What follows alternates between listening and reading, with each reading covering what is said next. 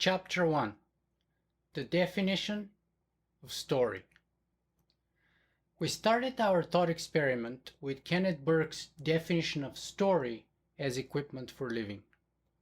Burke offers a great start, but it is Jeff DeChambeau who really brings all the essential elements together in defining story as information processing technology.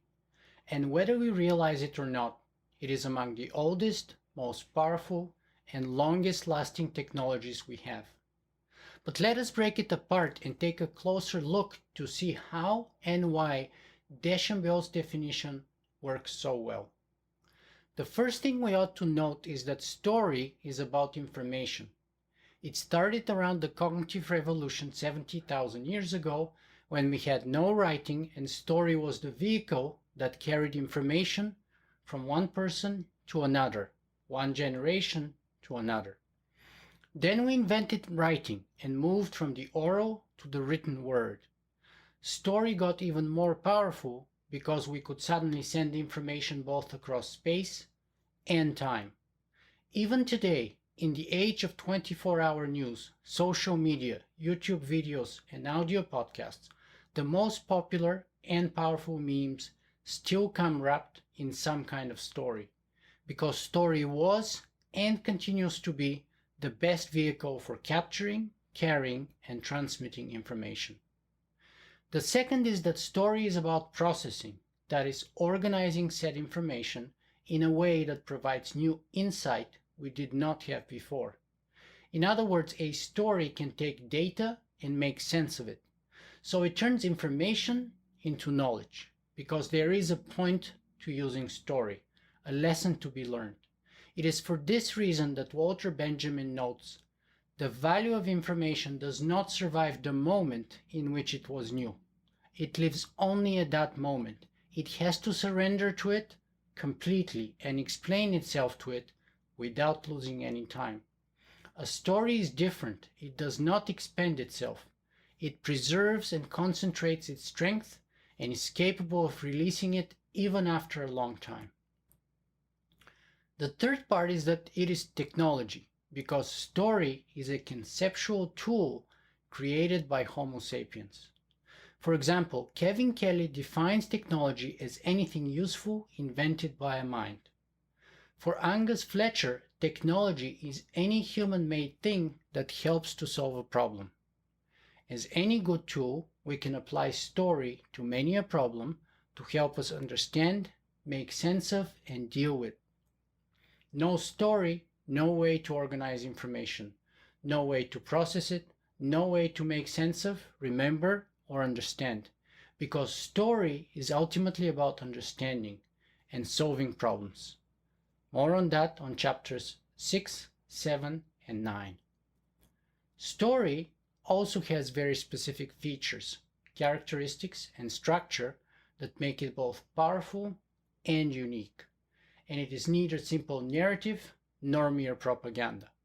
For example, story is different from narrative, just like chronicles are different from history, because chronicles and annals are simply a sequence of random chronological occurrences without any connection, common theme, or thread. This is why they're so boring, tedious, hard to follow, and hard to remember.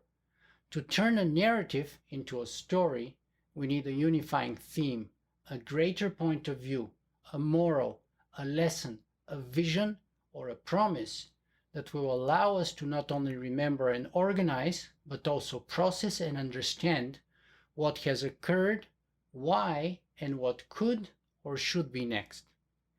That is why Hayden White argued that the moment we brought story to narrative is the moment that gave birth to history.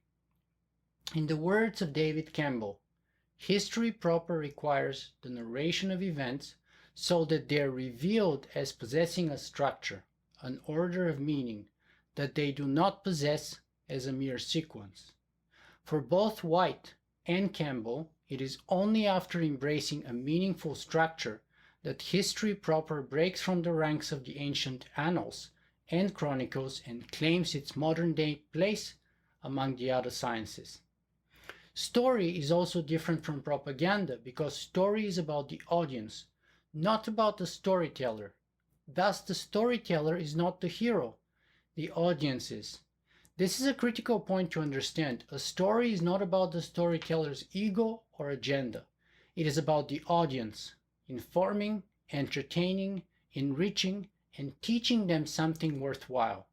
So a good story is not merely entertaining, but transformational. It is a promise for something the audience longs for. That is why your press release is not a story. Neither is your latest news, greatest achievements, biggest product launch, volunteer work, and charity donations. Those are all about you. Those are all propaganda. Finally, a classic story has a particular structure. That is, it has a beginning, middle, and end. So while the characters, places, or even the objectives can change, the structure remains mostly the same. The beginning. Shit happens. That is why, for example, hard-boiled detective storyteller Raymond Chandler noted, "Trouble is my business." The beginning sets the problem and creates intrigue. That is, it hooks the audience to the plot and whets their curiosity as per how the problem might be resolved. It spells out the who, what, why, when, and where. The middle. Shit happens to good people like us. This is the struggle, where all the drama of the story unfolds, while our protagonists, who are in some important ways very much like us, struggle to overcome the problem. What was the struggle? What was done to overcome it? The end. What we learned from shit. This is the resolution. What did we learn from this particular story? In short, the structure of a story is basically a roller coaster where we go down and up again. As David slowly noted in his TEDx talk, stories are like roller coasters. They're only any good if they're coming up and down.